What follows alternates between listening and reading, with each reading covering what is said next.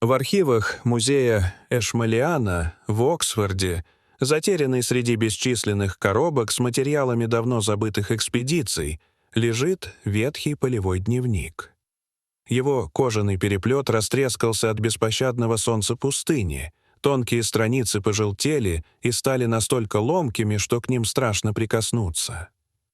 Когда-то он принадлежал Аластеру Финчу, британскому египтологу второго плана, чье имя навсегда оказалось в тени более громких фигур его эпохи, таких как Говард Картер. Большая часть записей в дневнике представляет собой рутинные заметки, схемы керамических фрагментов, зарисовки едва различимых иероглифов, описание бытовых хлопот полевой работы. Но в последнем разделе, датированном зимой 1923 года, почерк ученого резко меняется. Буквы становятся неровными, лихорадочными, будто написанными рукой человека, охваченного страхом. В этих строках Финч рассказывает, что наткнулся в западной пустыне на неизвестную пещеру, не обозначенную ни на одной карте, расположенную вдали от любых известных маршрутов. Одна запись, оставленная при тревожном свете керосиновой лампы, производит леденящее впечатление. Он пишет, что это место не похоже на гробницу, внутри нет ни саркофагов, ни традиционных подношений, и само ощущение пространства вызывает у него не почтение, а тревогу. Он пишет: «Это не усыпальница, это урок, и тот, кто его преподавал, не был отсюда. На главной стене рисунок, его анатомия неверна, невозможно. Он не изображает Бога или демона, это схема, и она наблюдает за мной. Я закрыл вход так же, как и нашел. Об этом нельзя знать миру. Есть двери, которые, однажды распахнув, невозможно вновь запечатать. Это не история, это предупреждение». На следующий день ученый внезапно прерывает свою экспедицию, возвращается в Каир и больше никогда не ступает на пустынный песок. Его дневник оказался в архиве, где пролежал почти столетие, забытый всеми.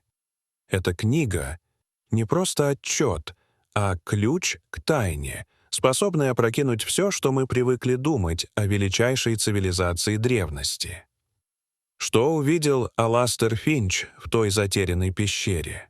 Какая диаграмма могла довести опытного исследователя до ужаса, заставив отказаться от открытия всей его жизни и погребсти его под молчанием?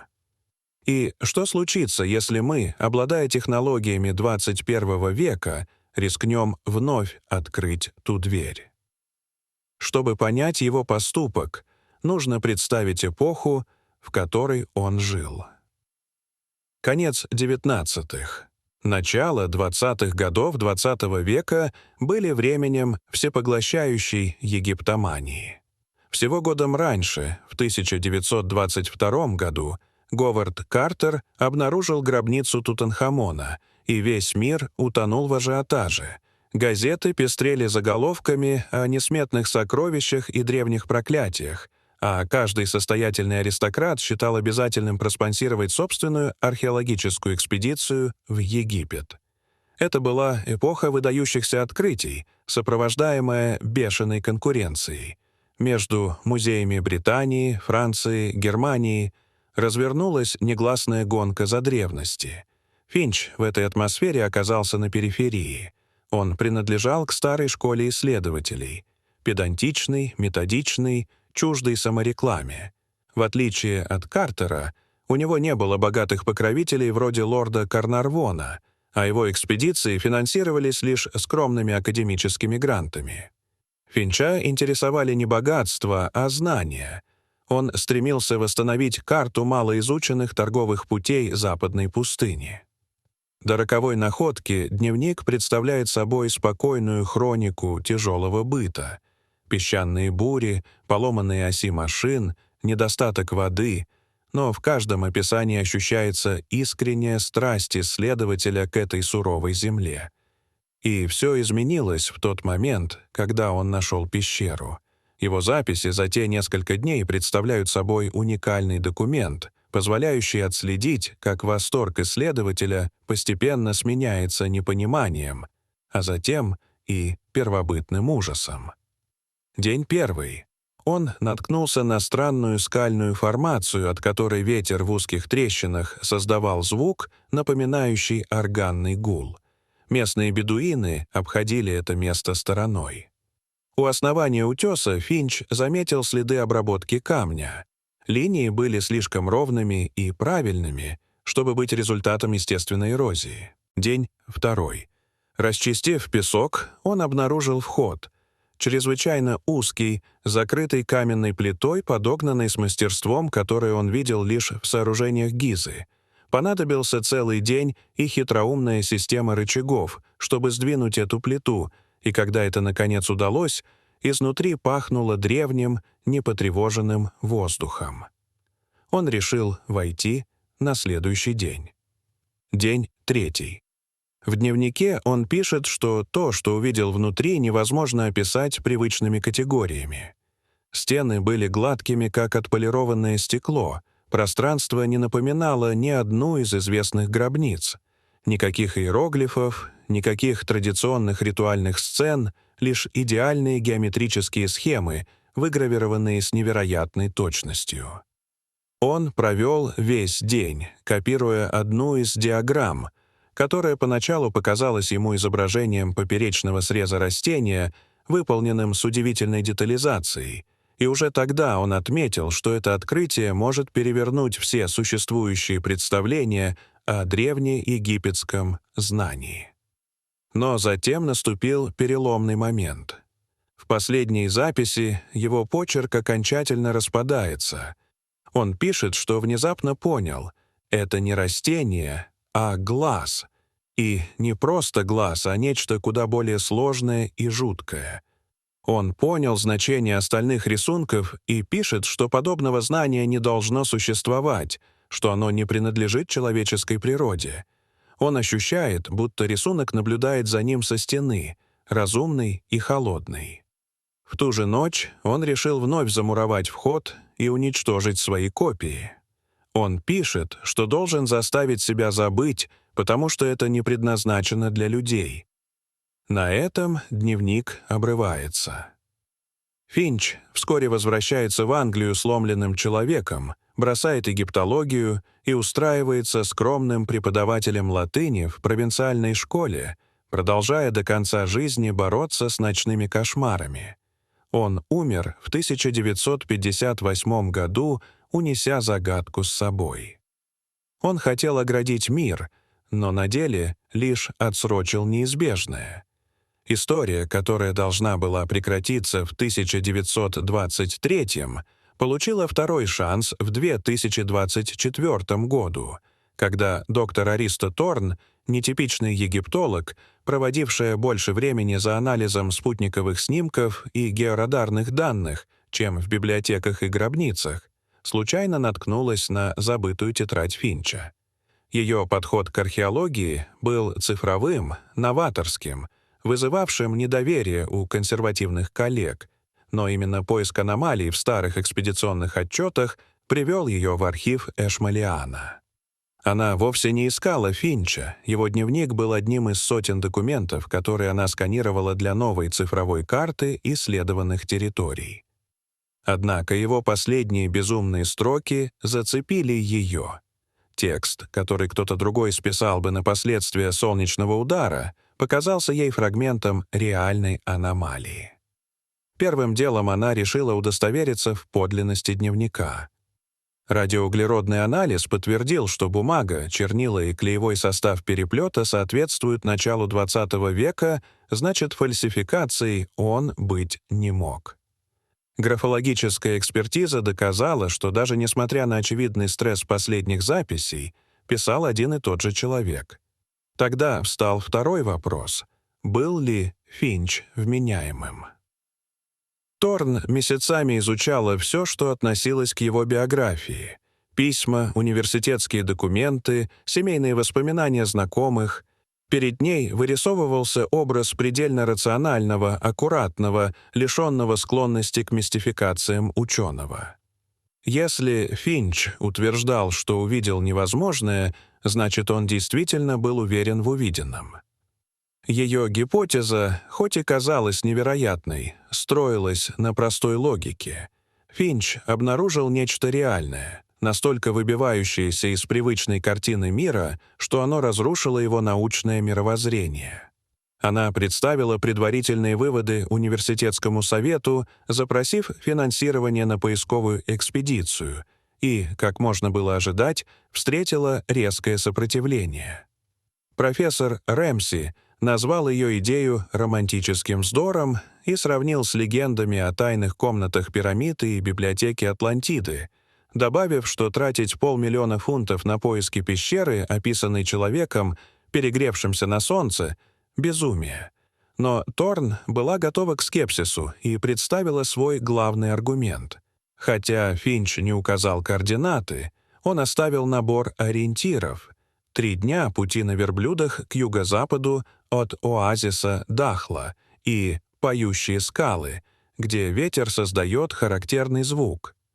Для археолога XX века это был бы бессмысленный ориентир, для Торн — исходные данные. Поющие скалы — редкое, но известное геологическое явление, при котором ветер создает вибрации в скальных нишах. Используя акустические модели и высокоточные спутниковые топографические карты, ее команда сократила возможную область поиска до участка пустыни площадью около 50 квадратных километров. Это все еще было огромным пространством, но уже не безнадежным. Они начали обследование с орбиты. Сначала применили мультиспектральную съемку, чтобы найти малейшие различия в составе поверхности, способные указать на выброс породы при строительстве. Затем ночное тепловое сканирование, поскольку подземные пустоты охлаждаются иначе, чем плотная скальная масса, и могут выдавать себя как теплые точки. Обработка данных заняла недели. Компьютеры переработали терабайты снимков в поисках следов искусственного вмешательства и не нашли ничего. Пустыня по-прежнему скрывала свои тайны. Прорыв случился совсем не там, где его ожидали, вовсе не в новых спутниковых данных, а снова в старом потертом дневнике Финча. Один из аспирантов, Арис, Джейми, занимавшийся высокоточной оцифровкой записей, заметил на обороте одной из страниц едва различимые углубления. Следы того, что на предыдущем, ныне вырванном листе, кто-то что-то рисовал с таким нажимом, что отпечаток прорезал нижний слой бумаги. Применив метод RTI, фотосъемку с управляемым освещением, при которой лист фотографируют сотни раз под разными углами света, а затем программно объединяют в трехмерную модель микрорельефа поверхности, команда смогла поднять невидимые линии и прочитать скрытый рисунок. Это оказалась не карта маршрута и не разметка местности, как можно было бы ожидать, а схема звездного неба. Но звезды на ней стояли в непривычных позициях. Это был не небосвод 1923 года. Программа «Планетарий» начала перебор эпох. 1000 лет до нашей эры, 2000, 3. И, наконец, совпадение, конфигурация указывала на положение звезд над египетской пустыней в день зимнего солнцестояния около 2500 года до нашей эры, то есть во времена строительства Великих пирамид. Но зачем Финчу копировать древнюю карту звезд? Ответ был в нюансах. Помимо созвездий, на схеме присутствовала линия горизонта с узнаваемой скальной формацией и точно отмеченным местом восхода Солнца. Это была не просто звездная карта, это была инструкция, механизм синхронизации, работающий от света. Гипотеза Арис изменилась. Они искали не просто пещеру, а дверь, которую можно открыть только в определенный момент года. Команда вновь вернулась к спутниковым данным, но теперь с новой целью — промоделировать, как солнечный свет и тени движутся по предполагаемой области поиска именно в день зимнего солнцестояния. И модель выявила поражающее совпадение. В одном невыразительном ущелье тень от соседнего утеса на рассвете в течение нескольких минут падала на противоположную скалу так, что образовывала идеальную стрелу, точно указывающую на участок породы без каких-либо заметных особенностей. Поняв, что нашли ключ, Арис добилась разрешения от Египетского министерства по делам древностей и организовала экспедицию в невероятно короткие сроки, ведь у них был лишь один шанс в году — рассвет 21 декабря. Команда прибыла на место, разбила лагерь и убедилась, что описание Финча совпадает пугающе точно. Место действительно было укромным, продуваемым всеми ветрами, а скалы издавали тот самый низкий песенный гул, будто ждали своего часа. Напряжение росло, словно сама пустыня затаила дыхание. И вот на заре 21 декабря исследователи собрались у подножия скалы. Первые лучи солнца окрасили песок в золотисто-розовые тона, и началось зрелище, задумавшееся мастерами 4,5 тысячелетий назад.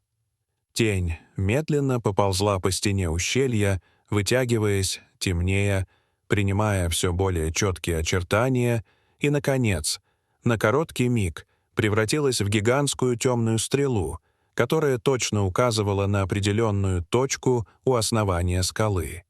Команда бросилась туда немедленно. На первый взгляд это был просто кусок камня, ничем не выделяющийся среди десятков таких же, но, вглядевшись внимательнее, исследователи заметили тончайшие линии, почти незаметные разломы, которые невозможно было бы различить без знания того, куда смотреть. Перед ними оказалась дверь, идеально подогнанная каменная плита, маскирующаяся под естественную поверхность утеса. Чтобы сдвинуть ее, понадобилось несколько часов тяжелой работы, рычаги, домкраты и усилия всей команды, пока, наконец, массивный блок не поддался, открыв темную щель, из которой вырвался холодный затхлый воздух, не движущийся тысячи лет. Арис Торн, затаив дыхание, включила фонарь и первой шагнула внутрь. За проемом начинался узкий коридор, уходящий под землю, с идеально гладкими стенами, больше напоминавшими стеклянные панели, чем природный камень. Все в этом проходе говорило не о природном происхождении, а о продуманном строительстве. Коридор вел вниз, постепенно расширяясь и выводя исследователей в небольшой зал почти кубической формы. Воздух внутри был сухим, холодным, неподвижным, будто время здесь застряло. Никаких предметов, никакой мебели, ни единого следа человеческого присутствия, только голые стены, отполированные до странной ровности. Но прямо напротив входа располагалось нечто, что мгновенно заставило всех замолчать. На одной из стен был огромный рисунок, совершенно не похожий ни на традиционное египетское искусство, ни на какие-либо известные стилевые каноны древности. Здесь не было божественных фигур с головами животных, характерных для храмовых рельефов, не было сцен загробного суда, процессий, иероглифических молитв. Перед исследователями находилось изображение, исполненное холодной точности и беспощадной научной ясности. Оно занимало почти всю стену, около 5 метров в ширину и 3 в высоту. Линии были настолько тонкими, что казались нанесенными инструментом уровня хирургического скальпеля, а черный пигмент, которым они были заполнены, не потускнел за 4,5 тысячелетия. В центре композиции был изображен глаз, не символический глаз Гора, не стилизованная сакральная эмблема, а абсолютно анатомически точный поперечный срез человеческого глаза. Были различимы роговица, радужка, хрусталик, стекловидное тело, детально прорисована сетчатка с палочками и колбочками, а от задней части глаза тянулся зрительный нерв, соединенный с корректно обозначенными зрительными центрами в затылочной доле мозга. Не существовало ни единого шанса, чтобы подобное знание было доступно людям эпохи пирамид. Первые, по-настоящему точные анатомические описания глаза появились в трудах Везалия только в XVI веке, а понимание роли сетчатки сформировалось лишь в XIX. Но у этой стены такое ощущение, что кто-то 4000-летней давности обладал медицинскими знаниями уровня глубокой современной науки. И это был лишь первый удар. По левую сторону от глаза располагалась последовательность изображений, которую любой биолог XX века узнал бы мгновенно. Полный цикл митоза, деление клетки. На стене были отчетливо показаны стадии профазы, метафазы, анафазы и телофазы, со всеми деталями, которые невозможно увидеть без микроскопа, изобретенного только в XV веке, а клеточные структуры получили полноценное описание лишь в конце XIX столетия. Рядом располагался другой рисунок — две переплетенные спирали, соединенные поперечными перемычками. Это была стилизованная, но безошибочно узнаваемая двойная спираль ДЗНК, структура которой была открыта Уотсоном и Криком только в 1953 году. На правой стороне стены была отображена оптическая схема. Белый свет проходил через треугольную призму и раскладывался на спектр из 7 цветов. Точная иллюстрация опытов Ньютона 1672 года. Еще одна диаграмма изображала линзу, фокусирующую параллельные лучи в одну точку. Принцип, лежащий в основе телескопов и микроскопов. Но самым жутким элементом в этой композиции оказался символ внутри зрачка гигантского глаза — круг Солнца, на поверхности которого отчетливо были видны темные солнечные пятна, а по краям — изогнутые петли протуберанцев, будто схваченные во время вспышки. Чтобы наблюдать подобное, нужен телескоп. Древние египтяне не могли видеть этих явлений и тем более фиксировать их с такой точностью. Все это выглядело так, словно в эпоху пирамид кто-то обладал знаниями, которые человечество начало получать только 1000 лет спустя, и это был только первый слой ужаса. Но это оказалось лишь началом.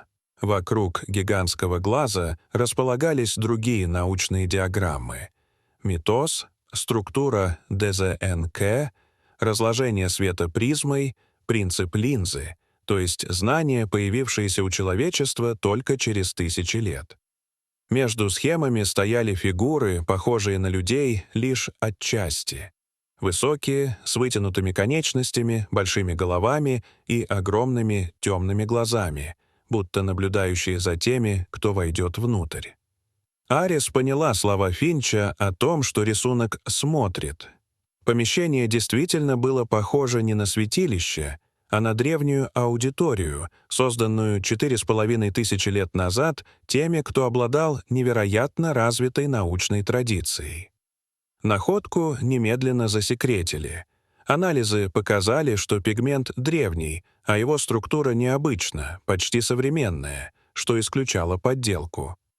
Это открытие полностью ломало традиционное представление о египетской науке как о практической, тесно связанной с религией. Пещера намекала на существование скрытой касты ученых, владевших знаниями, которые позже были утрачены или уничтожены.